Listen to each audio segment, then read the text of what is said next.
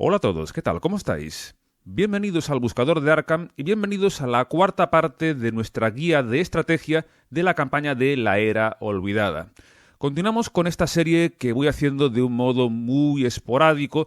Hace ya muchos meses que hice la tercera parte de este bloque de vídeos, pero en verdad está muy abajo en mi lista de prioridades porque son vídeos que van dirigidos a un público muy específico, muy cerrado. Va dirigido a aquellos que ya hayáis jugado a la campaña completa de La Era Olvidada y que bien esté teniendo dificultades para superarla, o bien ya la conozcáis pero queráis ver cómo la desgranamos a nivel estratégico, cómo intentamos ver cuál es el modo óptimo de superar la campaña. Esta en particular te premia muchísimo si sabes lo que estás haciendo. Por eso esta guía de estrategia yo creo que es la más importante de todas las que he hecho hasta ahora, porque es la campaña donde más se nota la estrategia, ¿no? Donde más ventaja tienes si sabes lo que estás haciendo, ¿no?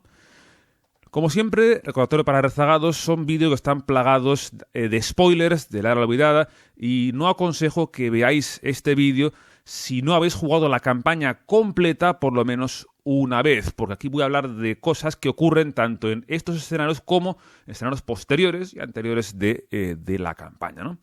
Tenemos por delante un vídeo que aparenta ser muy denso porque tenemos 5 capítulos, pero en verdad todo el meollo va a estar centrado en el análisis del escenario 6, que evidentemente es el más denso y el que más análisis requiere. Todo lo demás son meros trámites. Los interludios, el que tenemos pendiente del otro día, y los escenarios 5A y 5B también son trámites.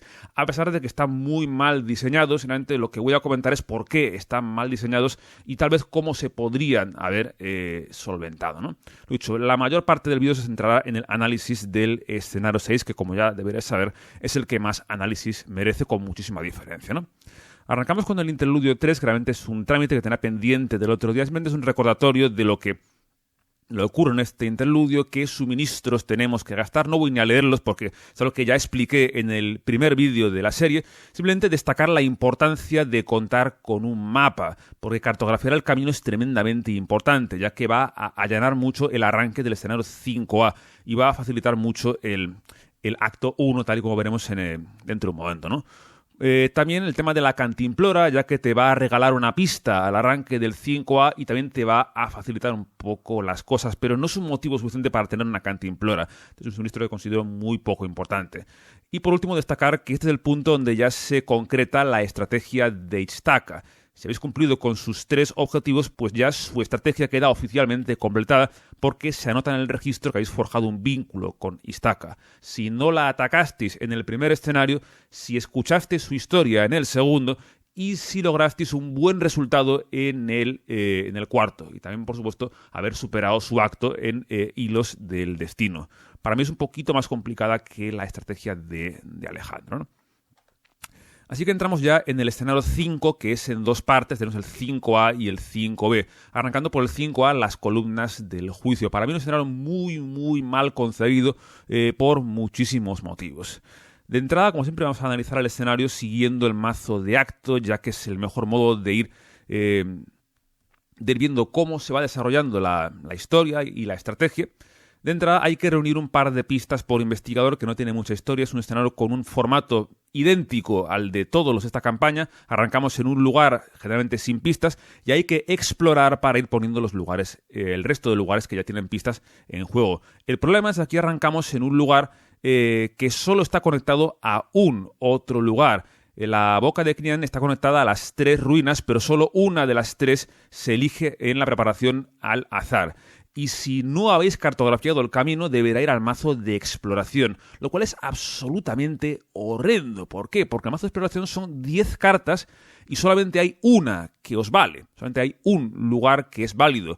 Cual quiere decir que si no manipuláis el mazo, tenéis muy fácil comeros tropecientas traiciones de ese mazo. Sin embargo, si cartografiáis el camino, el lugar no solo no va a exploración, sino que entra directamente en juego. Os ahorra una exploración que hubiera sido muy complicada.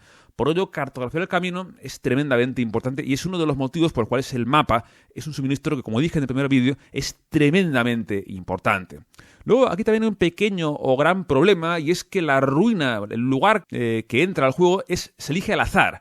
De esas 3 ruinas, 2, las de la derecha, son el conjunto de la jungla y una es específica de este escenario, pero solo una de las 3 entra al azar. La verdad es que hay mucha diferencia entre cuál de esas ruinas os toca. La ideal es la del centro, el Templo del Colmillo. ¿Por qué? Porque es un velo de 2 con victoria 2 y pista por cabeza, que tiene +1 de velo por cada punto de venganza en zona de victoria, que de turno 1 va a ser 0, va a ser 2 puntos de victoria prácticamente regalados, que conseguirá prácticamente cualquier investigador. Sin embargo, las otras 2 ruinas pues son bastante más complicadas.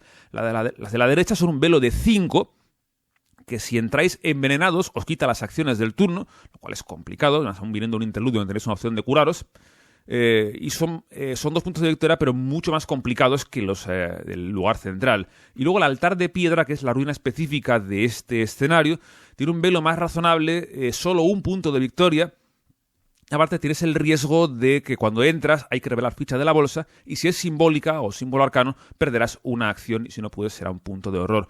Es engañoso porque es un punto de victoria solamente, pero es un lugar que está conectado a los 2 lugares que dan punto de victoria del conjunto de la jungla que se usa en este escenario, mientras que los otros 2 solo están conectados a uno de los lugares que dan victoria. Así que en verdad sí que está más o menos calibrado, ¿no? Simplemente destacar la desventaja bestial que tenéis si entráis sin el mapa en este escenario, que es absolutamente horrenda porque tenéis que encontrar un lugar concreto de exploración teniendo 4 traiciones en él, lo cual es absolutamente horrendo. Más aún, si no tenéis brújula y no podéis manipular el mazo, pues ya estáis prácticamente vendidos, ¿no? Es uno de los motivos por los cuales elegir bien los suministros es tremendamente importante. Y esto es un caldo de cultivo ideal para que la gente que entra a ciegas y no ha elegido bien los suministros, que es lo normal, pues tenga una experiencia horrenda en este escenario. Pero es que aquí no acaba todo. Esto solamente es raspar la punta del iceberg, ¿no? Realmente el problema del escenario es mucho más serio, pero lo veremos dentro de un par de diapositivas, ¿no? Aquí, antes de nada, como siempre, quería plasmar el mapa completo de este escenario. Que en verdad hay que leerlo de derecha a izquierda. ¿Por qué? Porque el mapa es exactamente el mismo que en el escenario 1, reemplazando algunos lugares. La Boca de Knian, el lugar donde empezamos, está conectado a una de las 3 ruinas. De estas ruinas que tengo aquí en blanco y negro, solamente una de ellas entra al juego. Se elige, como digo, al azar en la preparación. Es decir, el punto de entrada a la jungla, al resto del mapa, se elige aleatoriamente en la preparación. Como podéis ver, el altar de piedra está conectado a los 2 lugares que dan punto de victoria, a la senda enrevesada y al refugio de las serpientes. Son los 2 lugares que dan victoria 1. Los otros 2 lugares solo dan lugar a uno de los que tienen punto de victoria. Como digo, el mapa es idéntico al escenario 1, así que no voy a repetir el análisis. Simplemente hay que destacar que el lugar del campamento, el lugar del icono amarillo, se reemplaza por esta jungla de aquí, que es un velo de 4 con victoria 1, 2 pistas por cabeza, y que por 2 acciones puedes quitarte una carta que tengas en la zona de victoria. Una carta con venganza la puedes descartar, sacarla de ahí, lo cual es ideal si pilláis el basilisco, que es de largo el enemigo más complicado que encontraréis en este escenario, que veremos dentro de un momento en el repaso de cartas de encuentros más peligrosas. Por lo demás, el mapa es idéntico al escenario 1, no ofrece nada realmente nuevo. Realmente la problemática del escenario está en el acto 2, que es que tenéis que pagar una pista por cabeza por cada pilar que os falte. Para poder superar el escenario tenéis que tener 6 pilares y os regalan 1 por cada lugar convertido del escenario 4. Y por ese motivo convertir mínimo 3 es tremendamente importante, porque la cantidad de pistas necesarias escala de un modo brutal con la cantidad de lugares que no convertisteis en el escenario 4. Si entráis con menos de 3 lugares convertidos, os veréis forzados a jugar este escenario varias veces, lo cual es objetivamente horrendo. No hay por dónde cogerlo. Es un concepto que está muy, muy mal concebido. Porque lo dicho, si venís con un mal resultado, no tenéis nada a hacer. Y si venís con un buen resultado, si entráis con 5 lugares convertidos, por ejemplo, este escenario es un trámite que tenéis que pasar y puede ser hasta desagradable de un modo o de otro, ¿no? Aparte, hay una cosa que está muy mal diseñada, que es que el acto 1 no estáis forzados a avanzarlo. El acto 1, el de gastar las 2 pistas por cabeza, no tenéis que avanzarlo si no queréis. De hecho, no os interesa avanzarlo porque por detrás tenéis sorpresa. Tenéis este enemigo de aquí que, si bien es cierto que no pega de oportunidad y eso hace que no sea tan problemático, al final es descomunal, los persigue y pega de uno y uno y acaba siendo tremendamente incómodo, ¿no? Pero lo dicho, nadie os obliga a avanzar el primer acto. Por tanto, la estrategia óptima es no avanzar el primer acto hasta que no tengáis todas las pistas necesarias para ganar. Al arrancar el escenario tendréis que calcular cuántas pistas hacen falta, que serán 2 más 1 por cada lugar que no convertisteis en el escenario anterior. Así que generalmente estará entre 4 y 6 pistas por investigador. Hasta que no reunáis todas esas pistas, no tenéis que volver a la boca de Crián y no tenéis que avanzar el acto 1, lo cual es algo que está tremendamente mal concebido, tremendamente mal diseñado, porque el hecho de que no os interese avanzar un acto claramente da fe de que esto no está bien planteado, no está bien concebido, ¿no? Habría modos mucho mejores de meter este enemigo en juego, tal vez por el plan 1B, que solo tiene un chequeo de suministros, igual que el escenario 1, el de los prismáticos, es igual, creo que hubiera sido mucho mejor que este enemigo estuviese por el plan 1B, que metan ese chequeo de suministros que ya, sinceramente, no aporta nada a estas alturas de la campaña, donde ya incluso venís del reabastecimiento de Hilos del Destino y ya habéis podido corregir un poco los suministros que visteis que os faltaban en los primeros escenarios. Si no teníais prismáticos, no teníais tiza, no teníais brújula, deberíais cogerlas sin duda en ese reabastecimiento, incluso jugando a ciegas, porque ya veis lo que os está pidiendo la campaña y sabéis que esos suministros son tremendamente importantes, ¿no? Lo he dicho, tremendamente mal diseñado y un caldo de cultivo para tener una experiencia a ciegas horrible.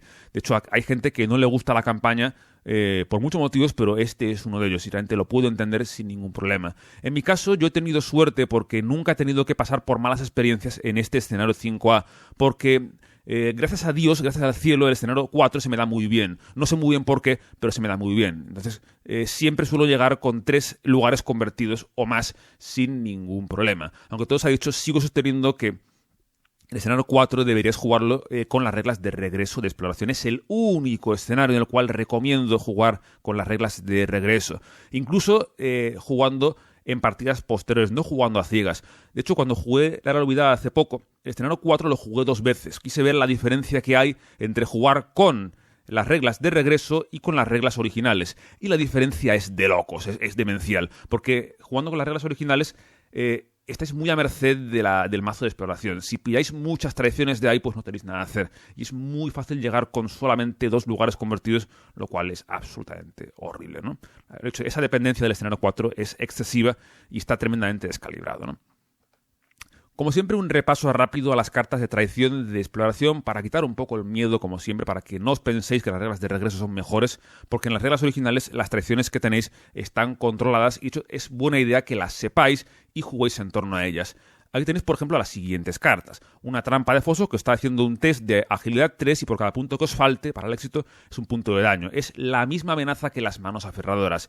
Si tenéis un personaje que tiene una agilidad baja y una resistencia baja, que ni se le ocurra explorar. Si eres Daisy Walker o un personaje similar, que ni se te ocurra explorar, a no ser que alguien haya usado la brújula y haya manipulado el mazo para que no te comas esto, ¿no? Luego las hormigas sí que es una carta tremendamente peligrosa por el potencial que tiene de reventar vuestra mano de cartas. Es un test de agilidad 4, por cada punto que os falte hay que tirarse de una carta al azar de la mano o bien descartar un apoyo que tengáis en vuestra zona de juego. Esta prueba es muy muy fácil de fallar. Aquí un autofallo os revienta de un modo bestial y meramente la presencia de esta carta en exploración hace que debáis ser muy, muy cautos explorando. Aparte, con la regla nueva, negar la existencia ya no funciona, porque cuando tienes un efecto donde tienes que elegir varias veces, aquí tienes que elegir por cada punto que falles, tienes que hacer una decisión, y esas decisiones son separadas. Antes se podían hacer juntas y ahora son separadas. De modo que negar la existencia solo puede anular uno de los descartes. Antaño podía anular varios, ¿no? Una carta muy, muy, muy peligrosa esta. Luego, Perdidos en la Naturaleza es la misma carta que tenemos en el escenario 1, así que no hay que repetirlo. Es una amenaza para la gente con cordura baja y con voluntad baja. No es muy peligroso pillarlo de exploración en comparación con pillarlo de encuentros, porque ahí te neutraliza tu margen de maniobra durante un turno. Si esto lo pillas de exploración, pues no podrás moverte en explorar durante 1 o 2 acciones, que no es un gran drama, ¿no? Y luego, el escasos suministros, igual que en el escenario 1. Generalmente te interesa la opción que esté más arriba a poder ser. 2 recursos no es un gran drama, pero si ves que va a ser un problema porque va a fastidiar una jugada, pues te puedes plantear coger la opción de un daño. Si ambas opciones son horribles, el descarte de un apoyo es más horrible si cabe, así que obviamente querrás irte a una de las primeras 2 opciones, ¿no? Lo dicho, el hecho de que sepáis qué cartas tenéis en exploración hace que tengáis que pensaros bien quién explora y cuándo explora, sobre todo cuando ya no podéis manipular el mazo de exploración. Esta parte de la estrategia es fundamental para tener éxito en esta campaña, y tener la información, el saber qué cartas podéis comeros es tremendamente importante. ¿Qué amenaza puede tener el investigador que explore en caso de que no enganche un lugar válido, ¿no? Y luego cartas de encuentro peligrosas, como siempre, la de las hormigas, que ya la comenté. Es muy peligrosa por el potencial que tiene de reventar vuestra mano de cartas. Y luego hay 2 enemigos que pueden ser muy peligrosos. El Strangleweed es este 3/6/3 con alerta represalia, y si te pega de oportunidad te quita el resto de acciones, a menos que no tengas una navaja, y pega por 1 y 1. Es un punto de victoria que es trabajo para los combatientes y no tiene mucha historia. Su combate es más o menos blando, tiene represalia, sí, pero bueno. De escenario 5 el combatiente debería poder lidiar con este enemigo. Sí, le costará un turno, puede que un turno y pico, pero debería poder liquidar a este enemigo y llevarse un punto de victoria por el camino, ¿no? No es tan peligroso, simplemente es un sumidero de acciones que puede ser grande, pero no dejan de ser acciones que hay que gastar y que además vienen con premio, con un punto de victoria, ¿no? En verdad, el enemigo más peligroso de este escenario, junto con las serpientes, por supuesto, es el basilisco, porque es un 4/4/4 con 2 puntos de venganza y que pega por 2 daños. Este enemigo, cargártelo tiene una consecuencia muy seria, que es anotar venganza, que además por regla toda la venganza que anotáis en este escenario pasa al siguiente.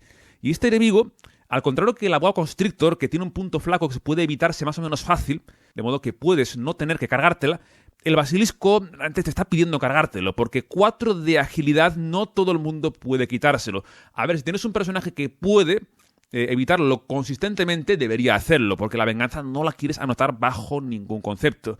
Pero es un enemigo que es más fácil tener que verte forzado a cargárselo, porque no es tan fácil de contener evitando. Dentro de lo malo, si conseguís contenerlo, en cuanto coloquéis un pilar, podrá quitarse de en medio automáticamente por su obligada. O bien, si llegáis hasta la jungla, hasta el lugar, hasta este de aquí, el lugar del icono amarillo, pues podéis quitároslo de en medio si os lo habéis cargado. Lo cual, pues puede estar bien, pero dependéis un poco del azar del mazo de exploración. Para mí es el enemigo más complicado con mucha diferencia. Pide cargárselo, pero tiene consecuencias. Si podéis evitarlo, lo mejor es que lo evitéis y lo contengáis como mejor podáis, ¿no? Y os recuerdo que toda la venganza que anotéis en este escenario pasa al siguiente. La zona de victoria se mantiene entre el escenario 5A y el 5B, aunque todavía no anotan Furia de Yig, lo cual es importante de cara a uno de los lugares de ese escenario. Pero la venganza sí que anota. Eso es muy complicado porque el escenario siguiente cuenta con los agentes de Yig en el mazo de encuentros. Las progenies pueden ser muy duras de pegar y la serpiente de Yoz puede tener sus pluses activos. Y si llegas a venganza 3, pues puede ser muy, muy, muy complicada de tumbar, ¿no? Luego, en cuanto al 5B, la verdad es que no tiene mucha historia. Si pasáis el cuello de botella, que es el 5A, el 5B es un pequeño alivio. No es particularmente complicado. De entrada hay que reunir 3 pistas por cabeza, pero aquí hay una regla nueva para explorar. Y es que para poder explorar, vuestro lugar debe estar limpio de pistas, lo cual es una mecánica que me encanta, puesto que os premia mucho el progreso. Si conseguís limpiar de pistas y luego explorar con éxito, la satisfacción que da explorar con éxito es realmente impagable. Incluso aunque sea un lugar de los primeros, realmente da una sensación de progresión fantástica, que se ve muy bien reflejada en el escenario 7, en el de Yoz, del que hablaremos en el siguiente vídeo de este bloque, que tiene la misma regla de exploración, que hay que explorar teniendo un lugar vacío de pistas, ¿no? De entrada, el lugar inicial es facilito, es un velo de 2 y una opción de quemar traiciones del mazo de exploración. Aunque aquí no podéis manipular mucho el mazo. Aquí estáis un poco a merced de la suerte de si conseguís revelar traiciones o no. Como siempre tenéis el mapa desplegado, en realidad solo tenéis de entrada un lugar en juego y los otros 5 están en exploración. Pero ayuda mucho ver el mapa desplegado. Se puede hacer sin falta de verlo así, simplemente si os fijáis en las conexiones de los lugares, ¿no? Pero puede ayudar a que veáis un poco mejor la estructura del mapa, que claramente está dividida en 2 niveles. Este primer nivel, estos 3 lugares, y este segundo nivel. De entrada, el primer nivel tenemos 3 lugares que pueden estar un poco desequilibrados. El central es muy facilito. Para poder explorar hay que tener prismáticos, pero ya deberías tenerlos sin duda. Y es un lugar bueno porque está en el centro y da lugar a los otros 4. Desde aquí explorar es bastante fácil. Y luego está rodeado por otros 2 lugares del primer nivel que tienen victoria 1, los 2, pero el de arriba es claramente más fácil, porque si no tenéis mapa entra con pistas extra, pero ya he dicho que el mapa es tremendamente importante y esto no deja de reforzarlo, ¿no? Es un velo de 3 con pista por cabeza, con un punto de victoria realmente regalado. El peligroso es el de abajo, porque este lugar está embrujado. Aquí si falláis al investigar, se le pone perdición. Y la cuerda, si bien podría evitar este efecto y podría ayudar en algún otro punto de la campaña, realmente no compensa por los 3 puntos de suministros. Por ello es muy normal que aquí tengáis esta amenaza de efecto tipo embrujado, ¿no? Así que es un lugar ideal para reservarse los efectos que dan pistas de modo directo. Atracción por la llama, la corazonada son ideales para tirar en este lugar por un punto directo, aparte un velo muy alto, ¿no? Y luego estará el segundo nivel de lugares. Tenemos el de arriba, sería un velo de 3 con 2 pistas por cabeza, y tras entrar al juego hay que comprobar el registro de campaña y la cantidad de furia de Yig. Si hay 5 o más puntos de furia de Yig, hay que robar carta de encuentros. Pero si hubiese 10 o más de furia de Yig, serían 2 cartas de encuentros. Por lo general aquí robaréis una. La furia de Yig suele estar entre 5 y 9 cuando estamos por aquí. Si tenéis más, realmente os habéis colado un poquito en cuanto a la venganza anotada. Generalmente pillaréis una carta de encuentros o puede que ninguna con un poco de suerte. Realmente el escenario 4 te pide anotar venganza porque tienes la serpiente de Tenochtitlán, Padman Rita, que son puntos de venganza muy fáciles de anotar y hace que generalmente lleguéis con 5, entre 5 y 9 a este punto, ¿no? Pero también da un punto de victoria. Y luego los pilares de cristal, aquí tras entrar es un test de voluntad 1 con dificultad más 1 por cada punto de venganza que tengáis anotados. Esto va a penalizaros si habéis anotado mucha venganza en el escenario anterior, porque en este no hay modos de anotar venganza apenas, ¿no? Es muy complicado anotar venganza. Así que va a penalizar si venís con mucha venganza acumulada de la jungla del escenario anterior. Pero es un velo regalado, aunque tenga muchas pistas, es un velo bastante regalado, ¿no? De un modo o de otro deberéis pillar las 3 pistas por cabeza. Aquí dependéis un poco de la suerte de cómo salgan los lugares, porque el mazo de exploración no puede manipularse. Sí que podéis intentar sacarle basura, pero no puede manipularse. Y os recuerdo que en este escenario todos los lugares son del subtipo caverna, y esto implica que todas las fichas de calavera son siempre -3. Esto de cara a batir a la bolsa es tremendamente importante. Aquí debe estar +3 en todas las pruebas ofensivas que hagáis, ¿no? Luego en el acto 2 pues entra el juego, entra exploración en el descenso a Yoz, que debéis entrar explorando desde uno de estos 2 lugares. Aquí estáis un poco a merced de la suerte, porque si por ejemplo habéis venido por arriba, habéis revelado el lugar azul y luego habéis caído aquí al rojo, al explorar desde aquí puede ser que caigáis de vuelta en este lugar de aquí. Si lo hacéis, pues no perdáis el tiempo en este lugar, volved aquí y volved a seguir explorando desde aquí. No perdáis el tiempo en otras cosas, ¿no? Luego aquí, si llegáis al descenso a Yoz, pues cada jugador tiene que elegir entre ponerle una perdición o robarse 2 cartas de encuentros. A no ser que tengáis mucha confianza, recomiendo poner perdición, porque se puede limpiar bastante fácil a través de esta reacción. Tras investigar con éxito este lugar, se puede voltear una perdición a pista. Y luego podéis elegir si forzar la máquina y anotar los puntos de venganza y victoria, o simplemente limpiar la perdición y avanzar el acto. Aquí simplemente tened en cuenta cómo está la furia de allí, cómo tenéis la zona de victoria y hasta qué punto estos 2 puntos de venganza os van a comprometer el escenario 7. Aquí es buena idea que tengáis a mano la guía de campaña y que miréis el escenario 7. Comprobad si esos 2 puntos de venganza podrían hacer que el plan inicial del escenario 7 sea más complicado. Yo es lo que tendría en cuenta de cara a ver si me interesan o no esos 2 puntos de venganza más 2 puntos de victoria. Más aún cuando en este punto habéis acumulado muchos puntos de victoria. El escenario anterior ya da puntos de victoria en ciertos lugares, los de las ruinas son regalados, y aquí pues tenéis tranquilamente 2 o 3 lugares con victoria, mínimo 2 que podéis anotar, más la serpiente de Yoz, que también da victoria. Así que es muy fácil llegar a este lugar con 4 o 5 puntos de victoria como mínimo ya anotados. Así que no hay que forzar tanto la máquina por estos 2. Simplemente, si la venganza no os importa, anotadlos, sino simplemente limitaos a limpiar de perdición este lugar, ¿no? En cuanto a mazo de exploración, cartas de encuentros que tienes son parecidas a las del otro escenario. Tienes la trampa de foso, que es la misma amenaza que antes, no se repite. Luego está el sin vuelta atrás, que es una carta que puede ser peligrosa porque os va a bloquear el camino. Se vincula a vuestro lugar, a uno conectado, y no podéis ni entrar ni salir de ese lugar. Esta carta es peligrosa porque limita la movilidad, hace que sea complicado huir de ciertos lugares, sobre todo porque hace combo con una carta de encuentros que son las esporas venenosas que os pueden envenenar si acabáis el turno en ese lugar. Esta carta puede combar muy fácil con las esporas y puede hacer que os envenenéis muy fácil, así que debéis poder quitarla con facilidad. Esa combo es un buen motivo para contar con un pico entre los suministros, porque si tenéis un pico, por una acción se descarta automáticamente. Si no, debéis testear combate 3, y eso siempre tiene el riesgo de fallar, o bien puede forzaros a tirar cartas y gastar recursos en algo que podría ser un autoéxito si tuvieseis el suministro adecuado. Por ello el pico es importante, ¿no? Luego tenemos Oscuridad Profunda, que es una carta que robada de exploración no es un gran problema, porque si la pilláis de exploración ya no os va a restar muchas acciones para investigar. Esta carta es mucho peor pillarla de encuentros, porque puede ser que ya estéis preparados para investigar a destajo y de repente esto os limite el número de pistas que se pueden obtener. Esto, pillado de exploración, no es tan grave, porque si exploráis y pilláis esto es porque no hay pistas en juego y estáis intentando poner pistas en juego. Así que esto no hace prácticamente nada pillado de exploración. Es hasta positivo, ¿no? Y luego, último error, no es mucho daño, es un test de agilidad por daño, pero tiene dificultad extra si vuestro lugar tiene perdición. Y hay ciertos mecanismos que pueden poner perdición a vuestro lugar. Y así que puede complicar las cosas. Es otra fuente de daño más, ¿no? Luego, cartas de encuentro peligrosas, las que ya he comentado, el no hay vuelta atrás, sobre todo porque puede combar con la que he puesto en el centro, las esporas, que se vinculan a tu lugar al acabar la ronda e envenena a todos los que estén ahí.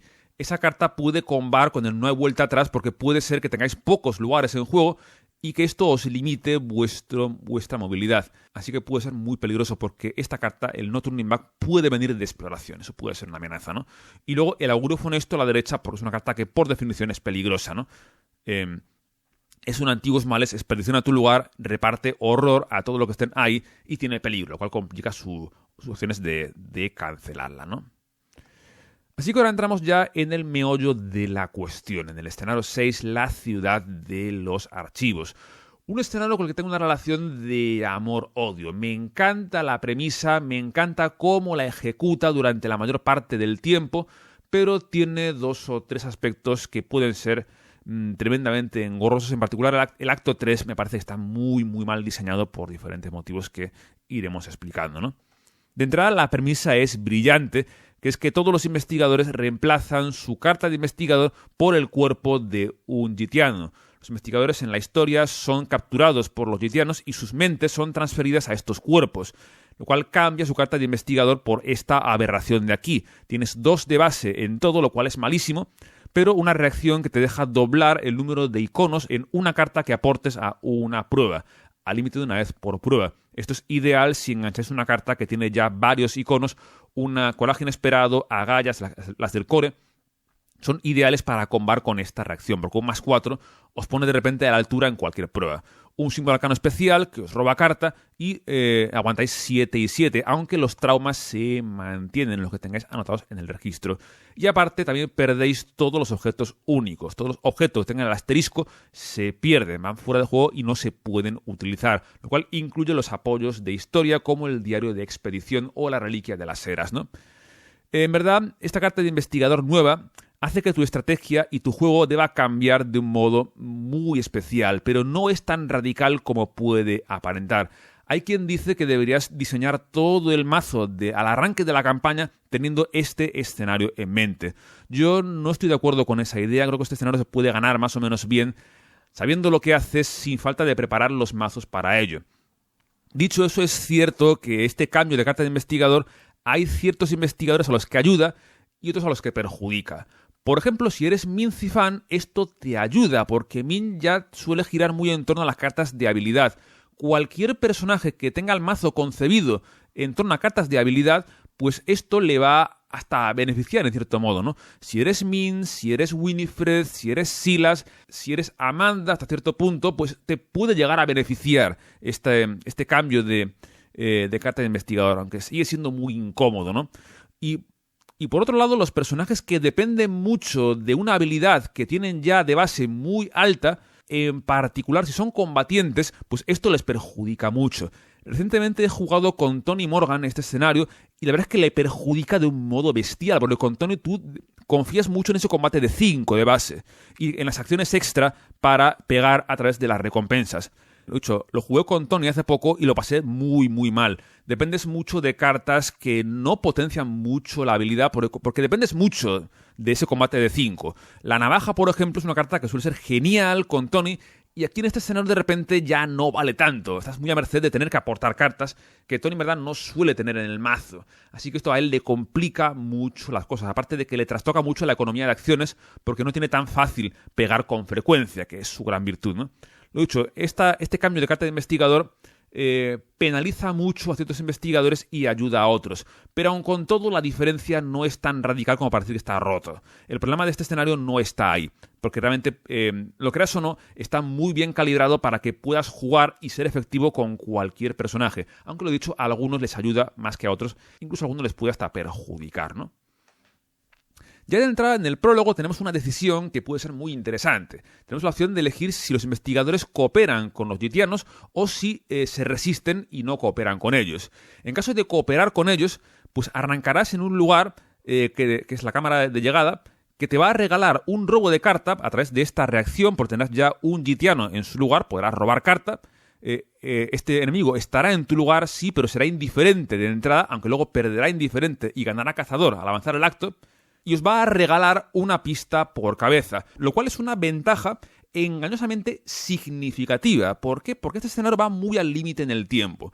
Este escenario te premia mucho si corres, si eres rápido y la partida no se alarga más de lo debido. Así que arrancar con una pista extra por cabeza es una ventaja que no hay que desdeñar para nada. En caso de que no cooperéis, pues este enemigo ya empezará directamente fuera de juego en la zona de victoria. Tenéis un punto de victoria regalado y un problema que en el otro caso tendríais más adelante en el escenario, pues aquí ya no lo tendríais. En caso de cooperar, este enemigo será un problema más adelante.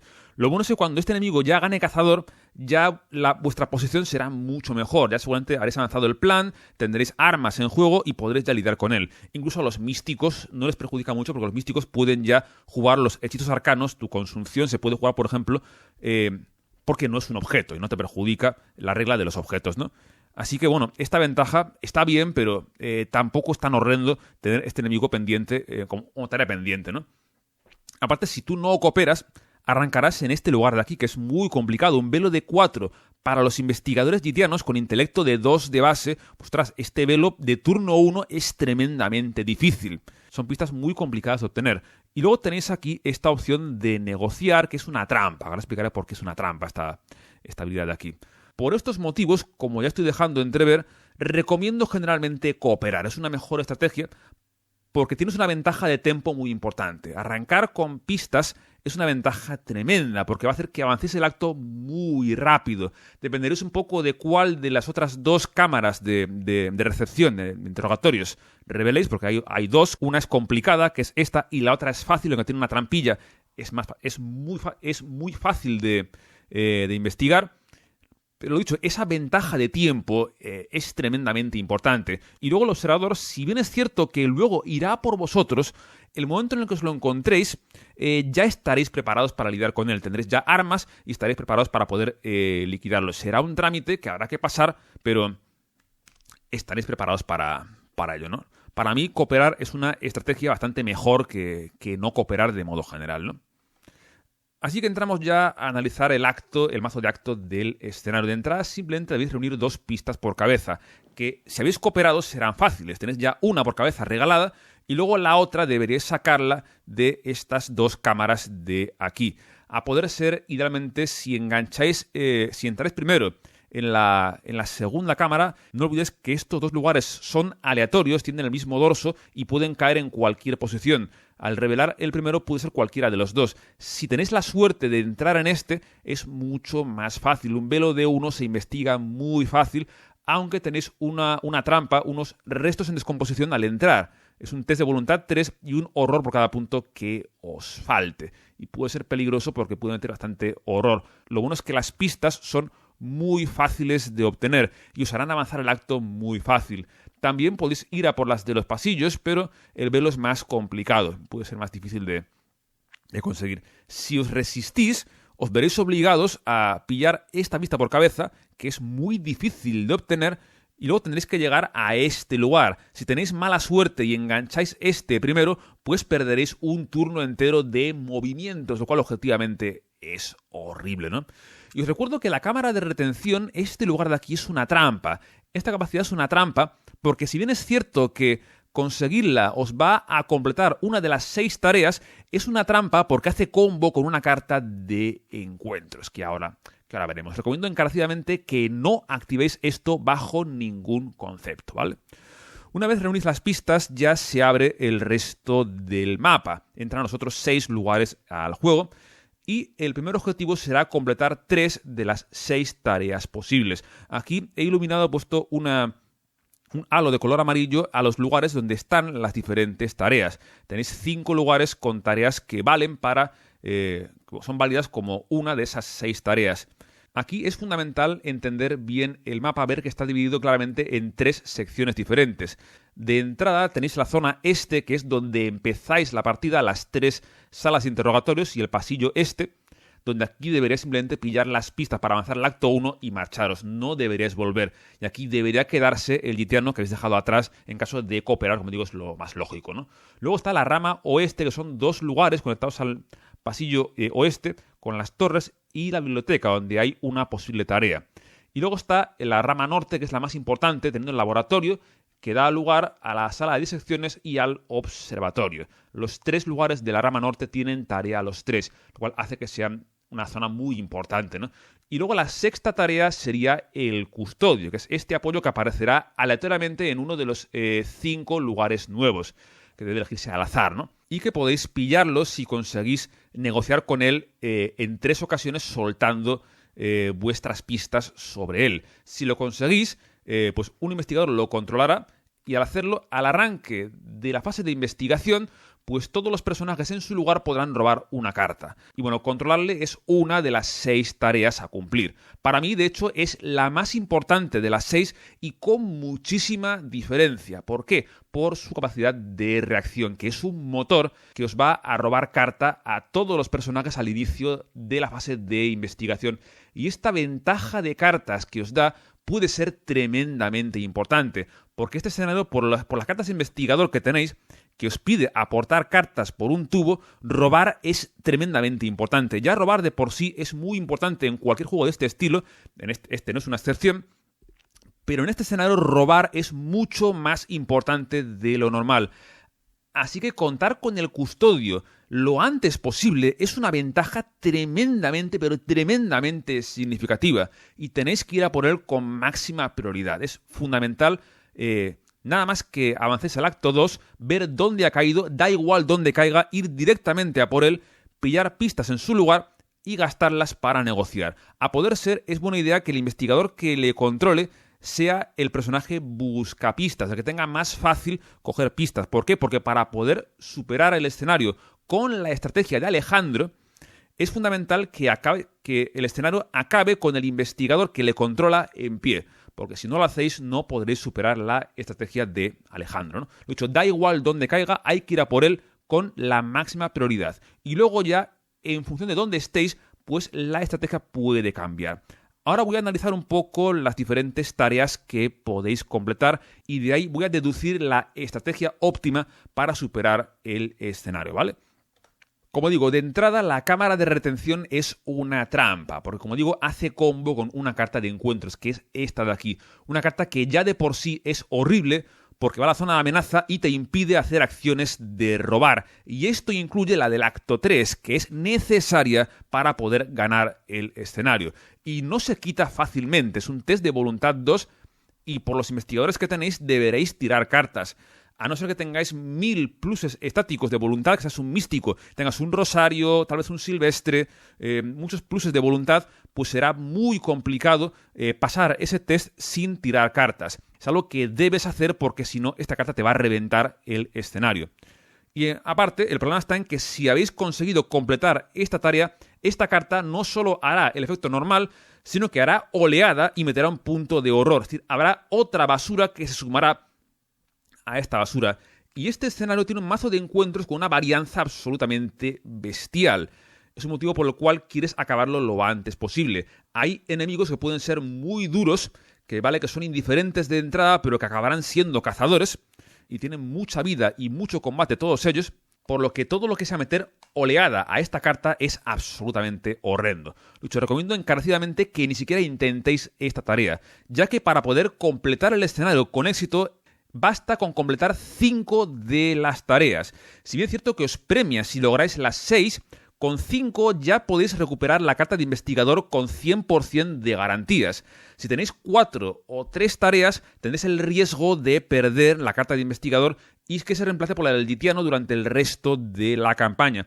Y si bien a ciertos investigadores no les penaliza tanto, sigue siendo bastante horrendo, ¿no? Así que el objetivo será completar 5 de las tareas, que siempre serán las mismas. Serán el custodio y los otros 4 lugares. Esa es la estrategia óptima para pasarse este escenario. Ir a por 5 tareas y que ninguna de ellas sea la de la cámara de retención, ¿no? Así que voy a entrar en las otras 4 tareas que podemos tener que deberemos tener que completar. De entrada, la biblioteca es un buen lugar para empezar porque la rama norte es muy importante. Aquí tenemos 3 tareas que estarán muy juntas unas a otras. Si podemos liquidar esta lo antes posible, es buena idea que lo hagamos. Aquí dependéis un poco de la suerte de dónde caiga el custodio. Si tenéis suerte y os cae por aquí cerca, en las torres o en la biblioteca, pues será ideal. Arrancáis por el custodio y luego vais para acá. Aquí debéis gastar pista por cabeza para hacer un test de intelecto 3 para encontrar el proceso. Son pistas muy fáciles, un velo de 2, y son pistas que se reponen cada turno. Así que aunque falléis, se podrá recuperar las pistas más o menos bien. Cierto es que fallar es bastante horrendo porque perdéis una pista por cabeza, pero bueno, generalmente querréis tirar todo lo que tengáis a esta prueba, de modo que solo el autofallo os la líe, ¿no? Lo dicho, es un buen lugar para empezar. En el peor caso posible, si el custodio arranca en la zona norte, pues deberéis resignaros, ir a por él y luego venir para acá inmediatamente, porque el escenario queréis acabarlo estando en la zona norte, y ahora veréis por qué, ¿no? Luego, el laboratorio es un lugar que está bien, son pistas fáciles de encontrar, que debéis limpiar para poder hacer la tarea, que es un test de agilidad 3 para para activar un dispositivo. Con el riesgo de que si falláis se coloca una pista aquí y deberéis cogerla para poder volver a intentar este test. Igualmente no es muy complicado, es un lugar fácil y una tarea más o menos asequible. Es un lugar muy importante porque es céntrico y da lugar a otros dos, está conectado a otros 2 lugares que también tienen tareas, ¿no? Luego estará la sala de disecciones, que será un velo de 3, pista por cabeza, con victoria 1, y con un test de combate 4 para diseccionar un órgano, que es una tarea válida dentro de las 6, pero el test tiene dificultad +1 por cada pista que haya aquí, lo cual os pide quitar las pistas antes de intentar este test. A no ser que tiréis un huevo de cartas o tengáis una carta que os deje hacer un plus de combate bestial, pues es buena idea liquidar las pistas antes, aunque no es imprescindible, dependerá un poco de cuál sea el contexto. Este escenario no recomiendo que forcéis la máquina por puntos de victoria, porque es eliminatorio para el grupo. Aquí lo fundamental es superarlo. Aquí toda la estrategia debe ir en torno a pasarse el escenario del modo más efectivo posible. No perdéis el tiempo en pillar puntos de victoria que no hacen falta. Por ejemplo, aquí hay 2 que son tentadores, pero son una trampa. No perdéis el tiempo con esto, id directamente a por lo fundamental. Únicamente si el custodio cae aquí, bueno, puede ser una opción si se resiste el custodio, puede ser una opción, pero no forcéis la máquina por ello. Y aquí igual, si veis que podéis pasar el test sin falta de quitar todas las pistas, hacedlo, porque es tiempo que ganáis, ¿no? Y luego el último lugar, el que he dejado deliberadamente para el final, es el más importante con muchísima diferencia, que es el observatorio. ¿Por qué? Porque aquí el límite de mano aumenta en 2 cartas y esto va a compensar las reducciones que os impone el plan. Cada vez que el plan avanza, el límite de mano baja en 2 cartas y esto os complica notablemente avanzar el último acto, el tercero. Por ello, aquí, al poder cancelar uno de esos efectos, pues tenéis mucho más fácil acopiar cartas y allana mucho ese acto 3. Y luego, a ver, aquí las pistas no son fáciles, pero luego la tarea sí que es tremendamente fácil. Por un par de acciones se liquida, pero tenéis que limpiar el lugar de pistas. Aquí el punto de victoria pues, es un beneficio colateral, pero no es la prioridad. Aquí lo fundamental, evidentemente, es activar la tarea y una vez que estemos aquí, queremos estar en el acto 3. Esta siempre debe ser la quinta y última tarea que hagamos, para que estando aquí estemos ya en el acto 3 y procedamos a hacer el acopio de cartas para poder ganar el escenario, ya que será mucho más fácil hacerlo en este lugar que en ningún otro, porque se cancela una de las reducciones del límite de mano. Hace que sea todo mucho más fácil, ¿no? Luego aquí tenemos un tocho de texto porque debo hacer la rajada de turno del acto 3, que para mí está muy mal hecho, muy mal concebido y tristemente revienta un escenario que el resto del tiempo funciona bastante bien. Aquí para avanzar y para poder por ende ganar un escenario que es eliminatorio para el grupo, todos los personajes, todos ellos al mismo tiempo, deben acumular 10 o más cartas en mano, aunque se permite gastar una pista para hacer una acción de robar, con la palabra robar en negrita, donde se roba una carta extra, se roban 2 en vez de una. Y luego, en caso de superar el límite de mano, se roba otra carta más. Así que si llegáis a las 9 cartas, pues robaréis la 10ª, que será válida para poder tener las 10 o más. Aquí hay un problema muy serio, y es que ese efecto de robar por pista no todo el mundo lo puede hacer. ¿Por qué? Porque no todos los personajes pueden conseguir pistas, ni siquiera tal y como está concebido este escenario. Un personaje combatiente, por ejemplo, solo puede pillar pistas de modo directo a través de sus cartas, tipo escena del crimen o una prueba. Si no tenéis esas cartas, pues va a ser muy complicado que podáis activar la acción del acto y robar cartas extra. Generalmente los personajes que no pueden coger pista fácil son un cuello de botella muy importante, ya que se ven forzados a hacer acciones básicas de robar. Y esto hace que roben cartas de modo muy lento, más lento de lo normal. Y aparte es muy fácil que una carta de encuentros te pueda reventar la mano o te pueda forzar a gastar cartas o te impida hacer acciones de robar. Para personajes como que no pueden pillar pistas fácil, pues puede ser muy complicado, hasta casi imposible, según el contexto, llegar a las 10 cartas en mano. Y el hecho de que los compañeros de equipo dependan de esos personajes para poder acabar el escenario complica mucho las cosas. Puede ser que un personaje esté consistentemente con las 10 cartas, pero que los compañeros de equipo no lleguen de ningún modo a las 10. Así que ese personaje tiene que estar esperando a que los compañeros de algún modo consigan llegar a las 10, mientras él o ella ya lo tiene resuelto hace ya mucho tiempo. Por ello, en la práctica hay una táctica que es efectiva, pero que es muy sucia, que es derrotar deliberadamente a los jugadores que no van a llegar a las 10 cartas en mano. Si ves que tu personaje no va a llegar a las 10 cartas, la mejor táctica es sacrificarte, ir a por un enemigo y que te derrote inmediatamente. ¿Por qué? Porque de este modo, si tú caes derrotado, si el resto del grupo, todos tienen ya las 10 cartas, el hecho de que tú caigas derrotado hace que avance el acto inmediatamente.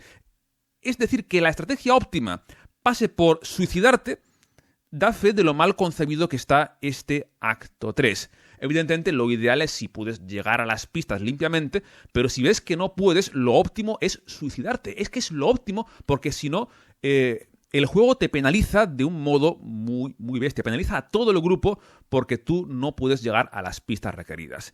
Sinceramente, hay un modo muy sencillo de corregir este problema, que es, dado que los combatientes o personajes similares no tienen fácil acumular pistas en este escenario, pues si las pistas pudiesen gastarse como grupo, es decir, si un compañero en tu lugar, aunque sea, pueda gastar la pista por ti para activar la acción de robar del acto 3, podría ayudar mucho a los personajes combatientes. Generalmente habrá personajes que tengan un acopio de pistas muy grande y otros que no tengan ninguna pista. Esas pistas pueden sobrar. De modo que si pudiesen gastarse para que los compañeros puedan robar carta, estará mucho más equilibrado. Aun con todo, debo decir que si conseguís acabar el escenario en el observatorio, va a ser más sencillo. Pero el potencial de combo de ciertas cartas de encuentros puede complicar bastante las cosas, ¿no? De hecho, alguna la veremos ahora en el resumen de cartas de encuentros. Dado que este escenario, como sabéis, es eliminatorio para el grupo, Este acto 3 puede llegar a poner punto final a la campaña por motivos que son ajenos a la estrategia de los jugadores, que es en el caso de personajes que no pueden pillar pistas por sí solos. Por ello, creo que deberá haberse diseñado de otro modo ese acto 3. Como mínimo, el tema de gastar como grupo las pistas podría ayudar a matizar este problema. Pero para mí, tristemente, revienta mucho el escenario. Y en la práctica yo siempre suelo tener que sacrificar a algún personaje porque si no, los compañeros se ven obligados a perder por culpa del matao que no ha podido acumular pistas porque su mazo simplemente no lo permite, ¿no?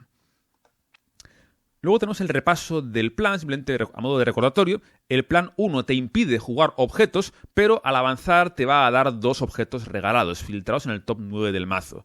En el plan 2, generalmente los combatientes ya podrán empezar a funcionar al plantar sus mejores armas en juego y deberían ser capaces de lidiar con los enemigos más complicados del escenario, ¿no? Luego en el plan 2 tenéis la pega de que el límite de manos se reduce en 2. Igualmente, como es un escenario en el cual vais a estar continuamente quemando cartas, aportándolas a pruebas, pues esto no va a ser tan problemático. El problema está en llegar al plan 3, porque baja en 4 el límite de mano, a no ser que tengas el colgante. Que por solamente eso no compensa. ¿Por qué? Porque este escenario tiene que acabarse sí o sí antes de que llegue el plan 3. Toda la estrategia tiene que ir en torno a que el escenario se acabe antes de que el plan 2 avance, porque si no, el plan 3 hace que sea muy complicado acabar, incluso estando en el observatorio. Lo ideal es que lleguéis al observatorio con el plan 2 con 4 de perdición aproximadamente, y que si avanza el plan al 3, que esa ronda sea la última, que este efecto no llegue a disparar al final del turno. Lo ideal es acabar antes de llegar al plan 3. Si jugáis este escenario y no estáis consiguiendo estar en la parte final antes de que llegue el plan 3, pues tenéis que ser más rápidos, porque si no el escenario os puede poner muchos problemas, ¿no? Luego, cartas de encuentros peligrosa, como siempre, paralizado por el miedo, que es un clásico, y en este escenario su amenaza es mayor si cabe, porque la voluntad base de todos es de solamente 2 puntos. Así que os veréis forzados a tirar cartas para poder quitarte esta basura en medio que te va a quitar muchas acciones, sobre todo si no lo sacáis pronto del juego, ¿no?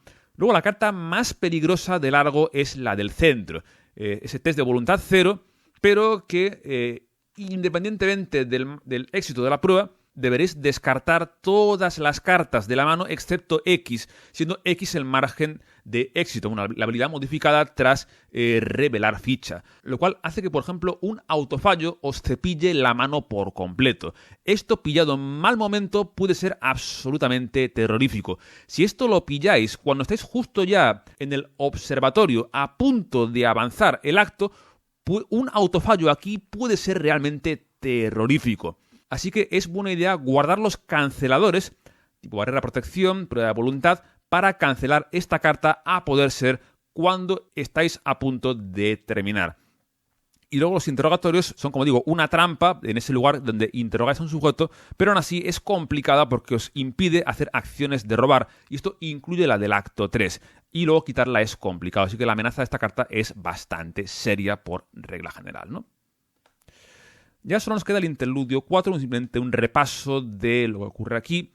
Recordad que si completáis 4 o menos tareas tenéis el riesgo de perder la carta de investigador, pero si lo hacemos bien y seguimos la estrategia que he explicado, pues esto no deberá ser un problema. Os recuerdo que la estrategia para pasar al escenario 6 es primero cooperar con los gitianos y luego después ir directamente al lugar del custodio, ganar su control, después iros a la biblioteca abajo, liquidarla, y después el resto del escenario debe hacerse en la zona norte, arrancando por el laboratorio, luego la sala de disección y por último el observatorio.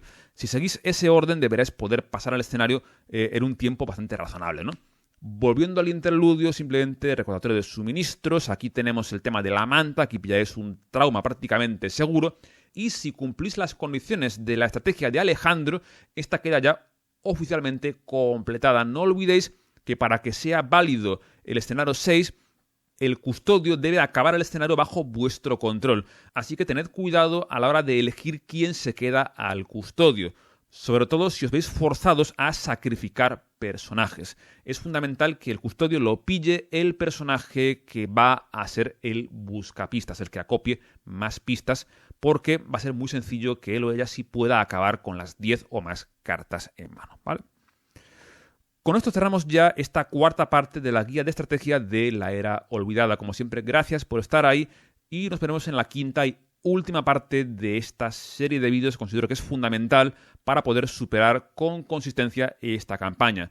Es una campaña que penaliza muchísimo si no seguís estas pautas, pero que a mí me encanta porque si captáis la estrategia, si pilláis todas estas ideas, se puede ganar de un modo bastante consistente. Me encanta que premie al jugador que intenta estudiar la campaña y jugarla varias veces. Por ello, creo que este resumen aquí de consejos estratégicos para la campaña es de tremenda importancia, más aún que en las otras dos guías previas de estrategia que hice en Doomwatch y en Carcosa. Así que lo dicho, lo dejamos aquí. Un saludo y hasta la próxima. Adiós.